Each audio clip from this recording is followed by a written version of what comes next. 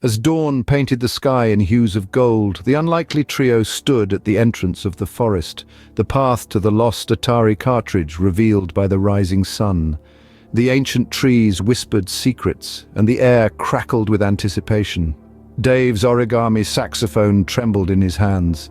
"This is it," he said, his voice echoing through the clearing. "The culmination of our journey, the quest for the forgotten game." Paul flexed his imaginary biceps, still channeling Arnold. "We've faced traps, riddles, and pixelated nightmares," he declared, "but now we stand on the threshold of legend." Matt adjusted his backpack, eyes scanning the path. "Remember," he said, "we're not just searching for a cartridge, we're seeking the essence of nostalgia, the magic that binds us to pixels and dreams." Ben, ever pragmatic, checked his compass.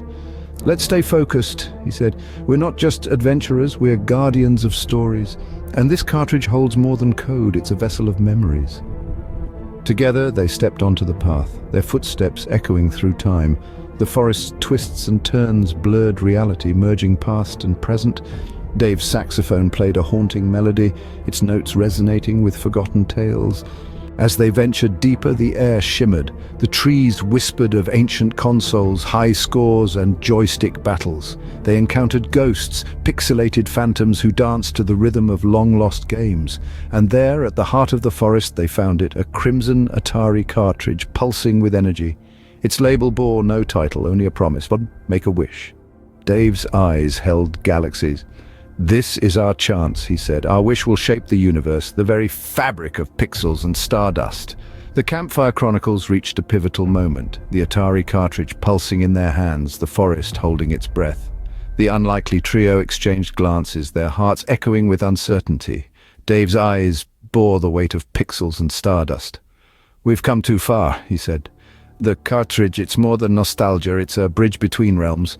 Paul flexed his imaginary biceps, but this time his Arnold impression wavered. "What if our wishes unravel reality?" he asked. "What if we alter existence itself?" Matt's gaze held the constellations. "We can't turn back," he said. "But what if our wishes have consequences?" Ben's compass spun wildly, as if seeking answers. "We're not just adventurers," he said. "We're guardians of stories. Our choices ripple through time." And then the cartridge glowed brighter, a cosmic heartbeat. The forest whispered, urging them to decide. The path behind them vanished, leaving only the path ahead. Dave's saxophone trembled. "We must choose," he said. "Make a wish or remain forever bound to this place." Paul's Arnold impression faltered. "I wish for—" But Matt interrupted. "Wait!" His voice cracked. "What if our wishes aren't for ourselves? What if they're for the forgotten games?"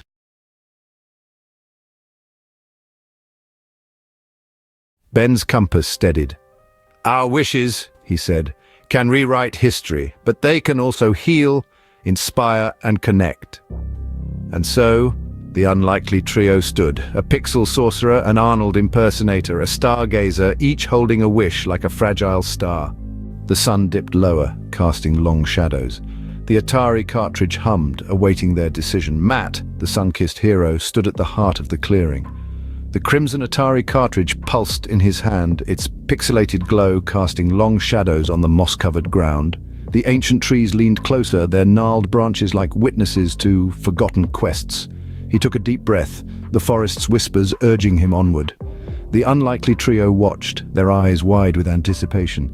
Dave's origami saxophone lay silent, its spectral notes waiting. Paul's Rubik's cube sat still, its colors frozen in mid-twist. And Ben's compass pointed resolutely, as if guiding Matt toward destiny. "Make a wish," the label whispered, a command that transcended code and reality. Matt's sun-kissed skin tingled. He closed his eyes, summoning every pixel of courage. "I wish," he said, his voice steady, "for every gamer to find joy in pixels.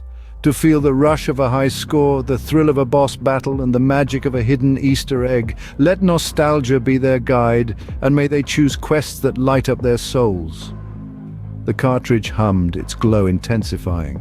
Matt felt the weight of countless controllers, their buttons worn from countless presses. He thought of late nights, shared laughter, and the camaraderie of co-op games. And he knew this wish wasn't just for him. It was for every pixelated dreamer out there. As the sun climbed higher, casting golden rays upon the clearing, Matt opened his eyes. The Atari cartridge remained in his palm, its label now aglow with ancient runes. He turned to his companions. Dave nodded, his spectral form shimmering. Paul grinned, the Ghostbusters logo on his lunchbox winking. And Ben's glasses gleamed, reflecting the forest's secrets. "We did it," Matt said, his voice echoing through the ancient trees. "Our wish is out there, floating in the digital winds. Let it reach every console, every emulator, every heart that beats to the rhythm of pixels." And so, beneath the star-studded sky, the unlikely trio stood, a guardian, a dreamer, and a survivor.